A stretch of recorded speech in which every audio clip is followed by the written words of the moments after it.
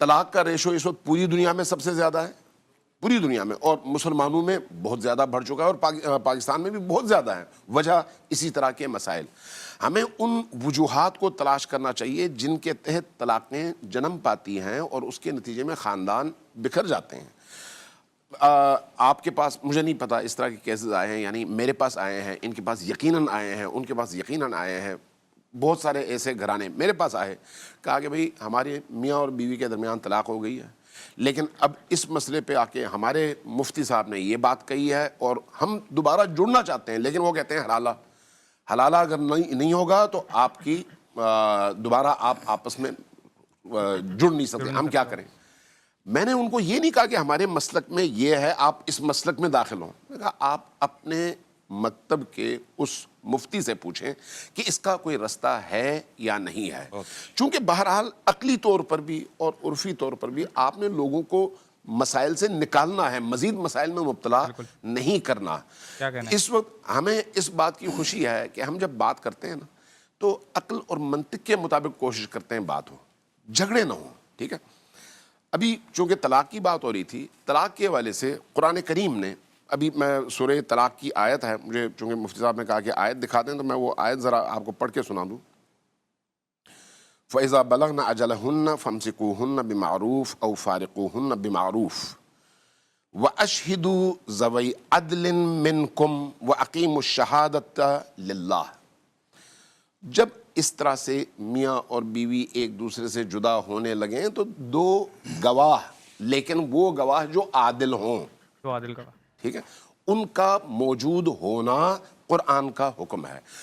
اب اس سے ہم نے جو معنی لیا ہے وہ وجوب کا ہے، مفتی صاحب فرما رہے تھے ہماری نظر میں استحباب ہے، ٹھیک ہے، استنباط کا فرق ہوگا، لیکن ہمارے ہاں اگر کوئی شخص طلاق دینا چاہے تو اس کے لیے چند بنیادی شرائط ہیں۔ پہلی بات یہ ہے کہ وہ ارادے کے ساتھ طلاق دے،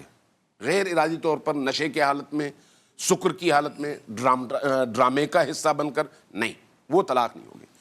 دوسری بات یہ ہے کہ دو عادل گواہوں کو ہونا چاہیے قرآن کے اس حکم کے مطابق، دو عادل گواہ بیٹھے ہوں تب طلاق ہو،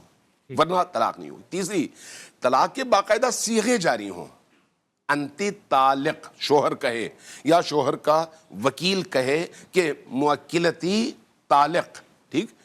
اپنے اس موکل کی طرف سے زوجۃ موکلتی۔ یہ تین چیزیں ہوئی۔ چوتھی چیز یہ کہ وہ جو طلاق کا صیغہ جاری ہو رہا ہے اس وقت خاتون حالت طہر میں ہو، وہ خاص حالات میں نہ ہو،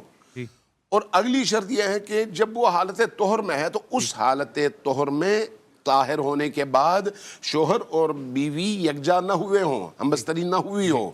اس صورت میں یہ طلاق نافذ ہے، اور وہ بھی ایک محفل میں ایک طلاق۔ اگر وہاں پر آپ نے 100 دفعہ بھی کہا انت طالق تو اس کا اطلاق ایک ہی ہوگا، دو نہیں ہوں گے۔ ہاں، اگر وہ جو مدت عدت ہے، عدت کی مدت، اس مدت میں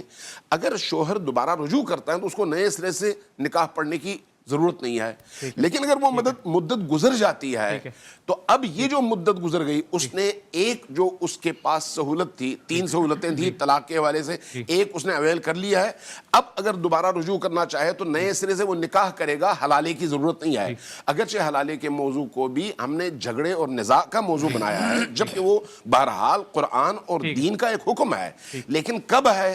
3 مختلف اوقات میں طلاقوں کے نافذ ہونے کے بعد اب عورت حرام ہو جائے گی۔ اب اگر اس عورت سے یہ شوہر نکاح کرنا چاہے تو